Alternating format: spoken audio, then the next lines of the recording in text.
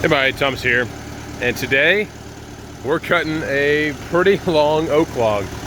We are just shy of 21 feet, which is the absolute max that this mill can cut, and I actually, as you can see, had to cut off this piece right here just to give me a little bit more room. I will have a little bit of clearance on the blade either side, but not much. This is a big one, and the goal, the customer is wanting 2 6x10s, and I don't think I'm going to get quite that big.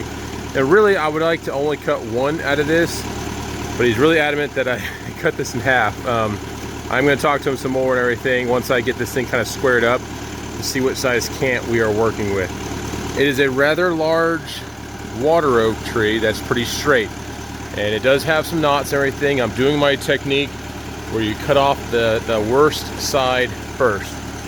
So I have some knot sections right there. I've got where the machinery was handling it there. But this is a large one. This is about all my tractor wanted to lift up here, squatting my front tires pretty heavily. But we got it up there, no problem with the tractor. And we're gonna see what this thing will yield. So I'm gonna throw in a time lapse first, just because this one's gonna be a slow cut until I figure out where I'm at. Also, the blade that I have on there, not exactly sure how much life is on it, so we shall see. Stay tuned.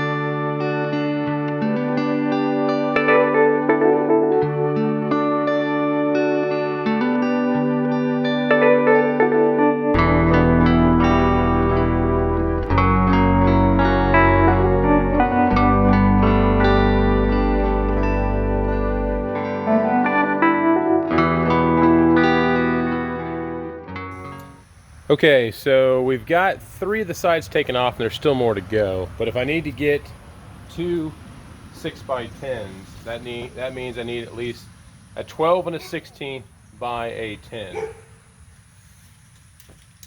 So right now we're sitting at 13 inches. If I take, well, actually I'm not gonna touch that side. This side I can go down to 10 inches because I took a pretty good cut off of that side. On the bottom here, again, I'm at like 17-ish inches, and I need to bring that one to 12. So I can go moderately deep there, and I'll have to turn it back over and take off some more here because I want to get this sapwood out. I want heartwood.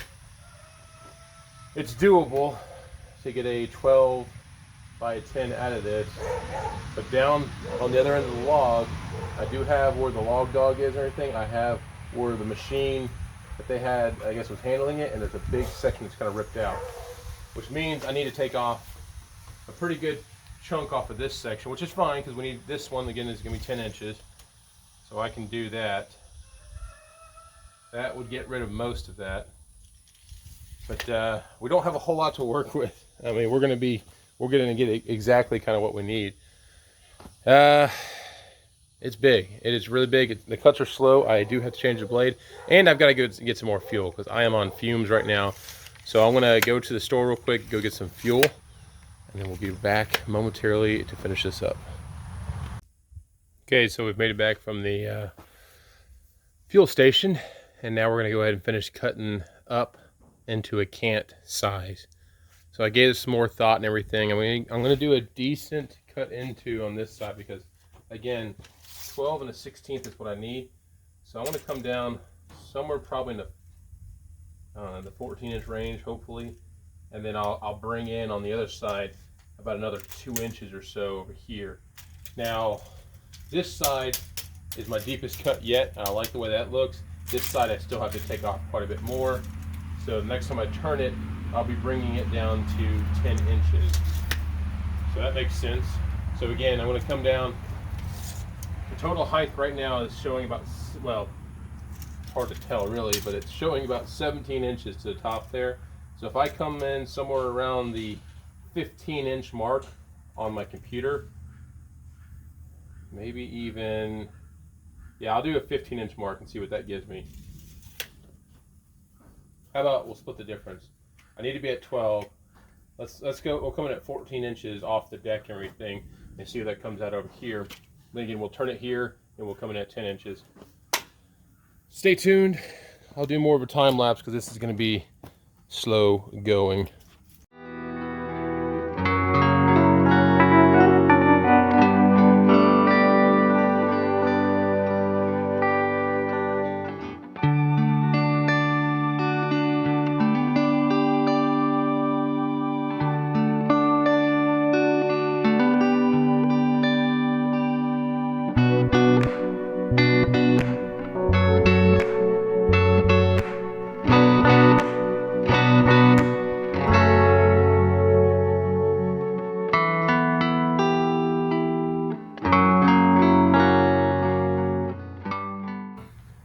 All right, folks, just got off the phone with the customer.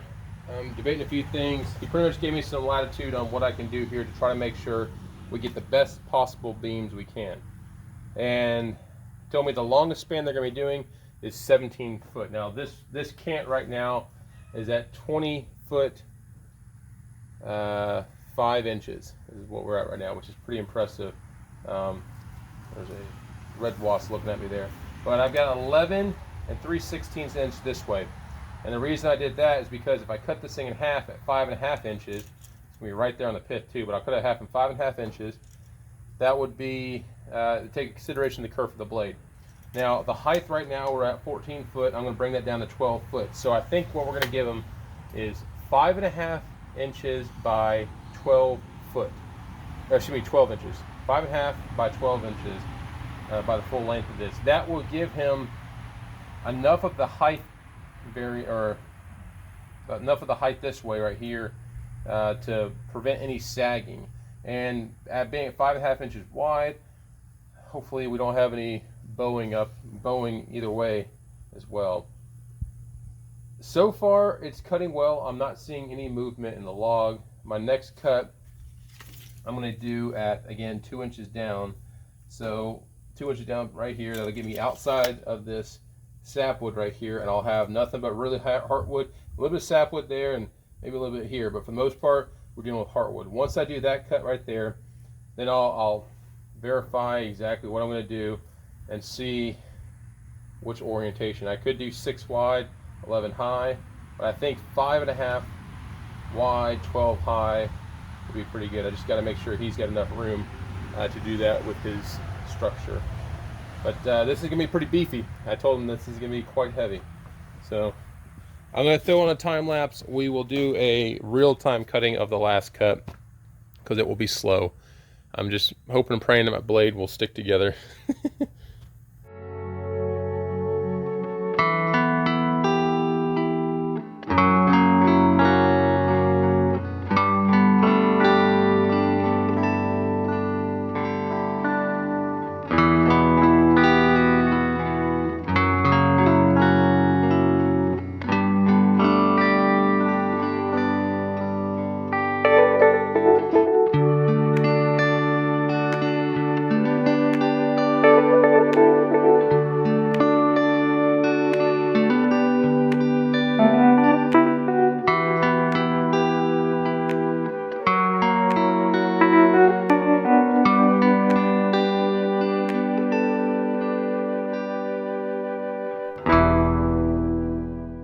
All right, folks, I'm kind of in a predicament here.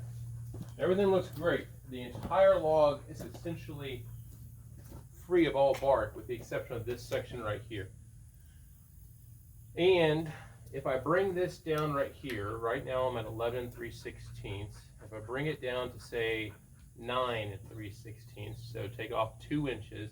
That'll clear up most of this. There'll be a very, very small amount of bark. We're talking like maybe a ½ inch of where you'd see some of this. But again, that would save on some of the weight, and I believe a 4.5 by 12 would be more than substantial to resist any kind of movement.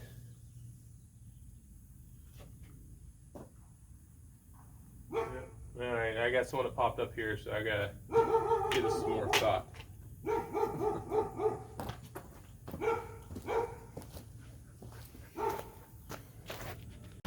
All right, folks, I have just changed out a blade. We have a new blade on there, so one that does not have a lot of stress on it. We're gonna go ahead and, after giving it some more thought and actually talking with a very smart individual who I graduated college from, he's actually over to the side, I'm just making fun of him.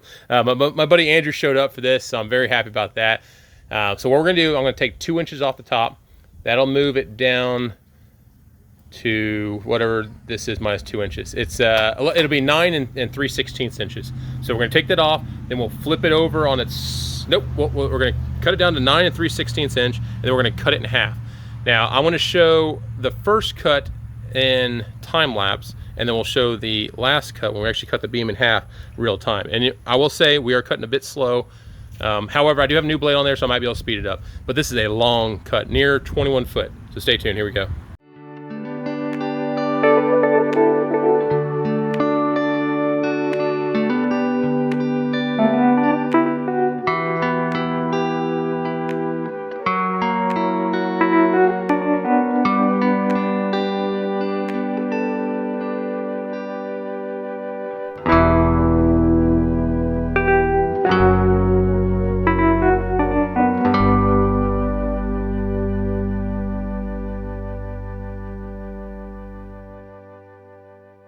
All right, folks, so that cut is done. So now we're sitting at 9 1/8 is what actually we cut that one too. So now we're gonna cut it in half. We're gonna go for 4.5 inches wide, and the height will be 12 inches. That should be a substantial beam right there for inside this home. So without further ado, I'm gonna leave this one real time, and we're gonna go ahead and cut through this. I have, again, a new blade on there, and I won't be cutting that fast. I mean, this is a lot of weight on the blade and everything, but I think it will cut quite well. We've cleaned up everything. The blade was running good through it, so here we go.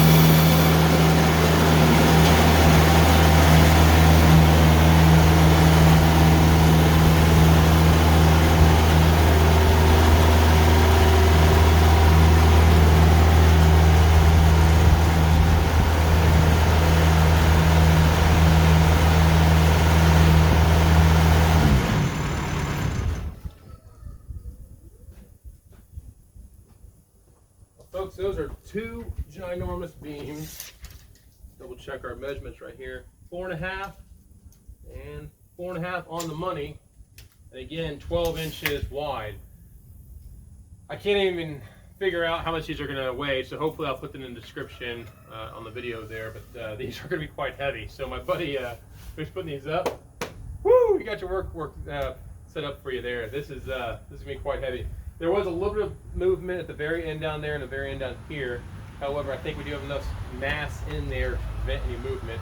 Now, I split the pith perfectly on this other side. Let's see what I did on this side. I have not seen. That's a little bit off. We got a little more pith on this side right here. So there is a potential that they could move. However, the longest one, which would probably be this one right here, they need it 17 foot. The other one's a little bit shorter. But that gives the customer something to work with, as well as some end pieces here, so he can make something to hold them up into the wall, or however they're gonna apply them. So I hope you enjoyed this. I will put a little bit more into this video, but for the most part, we are done here. So please like, subscribe, we'll see you around. Thanks. So again, this is a little conclusion here. Those are some very, very substantial beams right there. Pretty impressive. I was able to stand them up by hand, but whew, that's pretty heavy. And the cool thing is, with it being oak, if you know anything about oak, the way that we cut this right down the pith, you'll see medullary arrays top and bottom. Now, since it is down the pith, you will see some checking and stuff along this, but these are not going to be really structural, more decorative, and there's a lot of mass there to work with. So yeah, we'll see how these turn out. But pretty impressive. So again, please like, subscribe. The channel is growing, and it means a whole lot if I get the subscriptions and likes and everything, because it is helping growing the channel, and there's new things we want to do, and I can't let the cat out of the bag yet, but we are talking about something up in Tennessee. Tennessee, you know, Tennessee is the greatest state in the world, but things are happening. So stay tuned, and once I get confirmation, I might put it on the channel. But Tennessee, it's the best damn state in the world. We'll see you around. Thanks.